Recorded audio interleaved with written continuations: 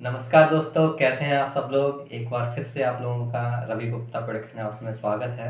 जैसा कि पिछले वीडियो में आपने देखा, मैंने आपको स्क्रिप्ट से रिलेटेड कुछ टिप्स दी, जिसमें मैंने आइडिया से स्टार्ट किया था। जिसमें मैंने आपको बताया था कि आइडिया एक राइटर के माइंड में कैसे आता है और वो उसे स्टोरी का रूप कैसे देता है और फिर स्क्रिप्ट को कैसे लिखेंगे। तो मैंने जैसा कि आपको लास्ट वीडियो में बताया था कि आज मैं आपको एक स्क्रिप्ट भी दिखाऊंगा। तो सबसे पहले थोड़ा-सा जो पुराना सब्जेक्ट है उसे रिवाइज़ करेंगे। जैसा कि आप लोग वीडियो देख के पता लग चुका होगा कि आइडिया के लिए क्या-क्या चीज़ें ज़रूरी हैं। हमें सारी ऑब्जर्वेशन करनी पड़ती है। जितना हम ज़्यादा ऑब्ज़र्व करेंगे, आइडिया आएगा हमारे माइंड में और हम उसे स्टोरी का रूप दे देंगे। स्टोरी के बाद आइडिया के बाद स्टोरी में हम क्या करेंगे, कैरेक्टर और लोकेशन और कैरेक्टर की प्रॉब्लम और उसका सॉल्यूशन। ये सारी जर्नी हमें एक स्क्रिप्ट की तरफ ले जाती है। और एक मूवी स्क्रिप्ट में भी यही होता है कि एक कैरेक्टर होता है, उसकी कोई पर्टिकुलर प्रॉब्लम होती है जिसके लिए वो स्ट्रगल करता है और स्ट्रगल करता हुआ वो उसे अचीव कर लेता है। ये उसका थर्ड स्टेप होता है, जिसे हम डिवाइड कर देते हैं first plot, second plot, third plot. तो ये जर्नी हमारी जाती है स्क्रिप्ट की ओर। लेकिन स्क्रिप्ट से पहले भी कुछ चीज़ें हैं जिसे हम प्रॉपर फॉर्मेट में उसे कैसे लिखेंगे। तो उसके लिए हमें क्या करना होता है, स्क्रिप्ट को प्रॉपर फॉर्मेट में लिखने के लिए कुछ पॉइंट्स हैं। अगर आप नोटेट कर लेंगे तो आपके लिए ज़्यादा बेनिफिट रहेगा। उसमें से वो पॉइंट मैं आपको आज बताऊंगा। सबसे पहले क्या होता है कि अगर हम अपनी स्क्रिप्ट को रेडी कर लेते हैं, तैयार कर लेते हैं पूरी तरह से, तो स्क्रिप्ट से पहले क्या होता है कि स्क्रिप्ट काफ़ी ज़्यादा पेजेस की होती है। कोई भी डायरेक्टर, प्रोड्यूसर हमें इतना समय नहीं देता कि हम उसे अपनी स्क्रिप्ट सुना पाएँ। तो हम क्या करते हैं कि उसका एक छोटा सा सिनॉप्सिस या वन लाइनर लिख लेते हैं। तो वो सिनॉप्सिस वन लाइनर कैसे लिखा जाता है, तो मैं उस पर थोड़ा सा आज बताऊंगा आपको। तो सबसे पहले क्या होता है कि सिनॉप्सिस में होता है log line. Log line script का वो पार्ट होता है जिसके जरिए हम बताना चाहेंगे कि स्क्रिप्ट किससे आधारित है, जो स्टोरी है वो किससे रिलेटेड है। उसके बाद एक टैगलाइन होती है। टैगलाइन जैसे कि आपने मूवी देखी है भाग मिल्खा भाग, तो उसमें मिल्खा साहब को फ्लाइंग सिख बोला गया है। तो भाग मिल्खा भाग एक तरीके से जो उसका मेन पॉइंट है, तो उसे हम टैगलाइन बोल सकते हैं। स्नॉप्सिस में कहानी के बारे में थोड़ा सा हम बताएंगे, जिससे सामने वाले को समझ में आ जाए कि ये जो पूरी स्क्रिप्ट है वो किससे आधारित है। जैसे कि मैंने बताया था आपको, हॉरर मूवी है या फिर बायोपिक फिल्म है, एक्शन मूवी है। मैं एक बार फिर से वही एग्जांपल दूंगा आपको। जैसे कि बायोपिक के बारे में मैं बताया था मैंने, पान सिंह तोमर या भाग मिल्खा भाग। तो इस स्टोरी को जब भी बताया गया होगा, इस स्क्रिप्ट को जब भी पर्टिकुलर राइटर ने बताया होगा, तो उसने इसका वन लाइनर या स्नॉप्सिस सुनाया होगा। तो उसमें मिल्खा सिंह के जो जीवन से जुड़ी हुई पूरी उनकी जो कहानी थी वो प्रॉपर नहीं सुनाई होगी। सिर्फ उनके मेन उद्देश्य बताए होंगे कि कैसे ये एथलीट थे, इन्होंने कैसे इंडिया के लिए गोल्ड जीता, क्या क्या परेशानियां थीं उन्हें अचीव करते हुए ये वहाँ तक पहुँचे। तो ये पार्ट होता है सिनॉप्सिस का। उसके बाद फिर आ जाती है थीम्स। थीम्स में जो हमारी कहानी है, जो हमारी स्क्रिप्ट है, वो उसमें उसकी लोकेशन आ जाती है, किस एरिया से रिलेटेड है, उसकी भाषा शैली क्या रहेगी।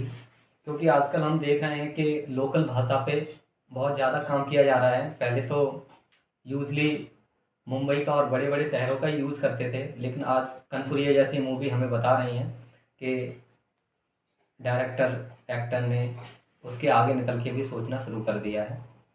तो आजकल बेसिक भाषा का बहुत ज़्यादा यूज़ किया जा रहा है। गैंग ऑफ वासेपुर में आप देख सकते हैं, जो उनकी पर्टिकुलर लैंग्वेज थी वहाँ की, उसे यूज़ किया है और दर्शकों ने काफ़ी सराहा है उस मूवी को। तो थीम्स में वो सारी चीज़ें आ जाती हैं कि जो हमारा कैरेक्टर है उसका परिवार कैसा है, वो हाई फैसिलिटी में रहता है या एक नॉर्मल फैमिली से बिलोंग करता है।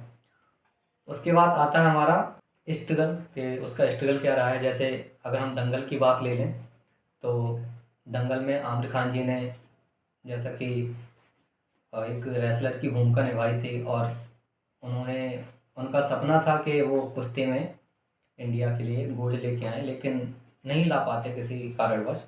तो वो ये सपना अपनी बेटियों के द्वारा देखते हैं।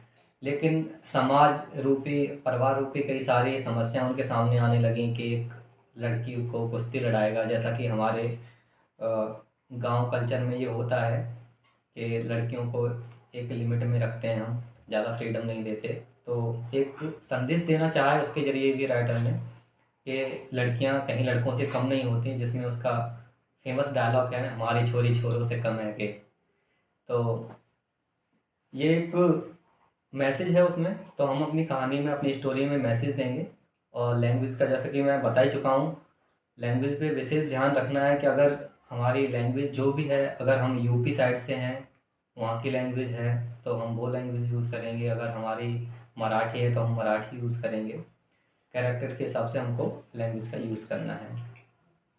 इसका एक पार्ट और आता है जिसमें हम बोलते हैं सेंटर कॉन्फ्लिक्ट।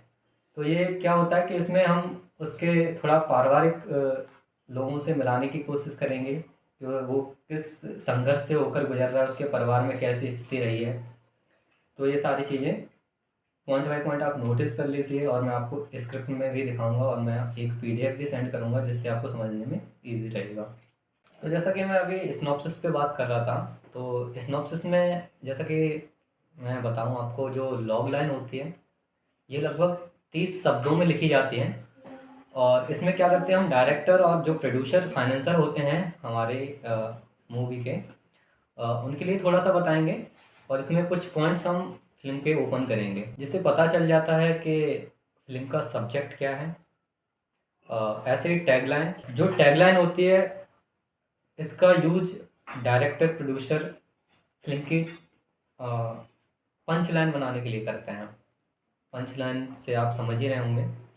और फिर सिनॉप्सिस की बारी आ जाती है, जिसमें मैंने बताया सबसे पहले मेन कैरेक्टर के बारे में बताया जाता है, थोड़ा सा इंट्रो देते हैं उसका, वो कैसा दिखता है, उसकी भाषा शैली क्या है, वेशभूषा क्या है, उसकी फैमिली बैकग्राउंड के बारे में बताते हैं। जैसा कि पान सिंह तोमर में दिखाया गया है कि वो एक नॉर्मल परिवार से थे, उसके बाद वो फौजी बने और कुछ पारिवारिक विवाद को लेके उन्हें बागी की भी लाइफ जीनी पड़ी। और फौजी होने के साथ साथ वो एक धावक थे, जिसमें उन्होंने इंडिया का प्रतिनिधित्व किया, और वो भी स्टीपल चेज दौड़ में, जिसे बाधा दौड़ भी कहते हैं। जैसा कि मैं थीम्स के बारे में बता रहा था आप लोगों को, इसमें डायरेक्टर और स्क्रिप्ट राइटर का मेन उद्देश्य क्या होता है।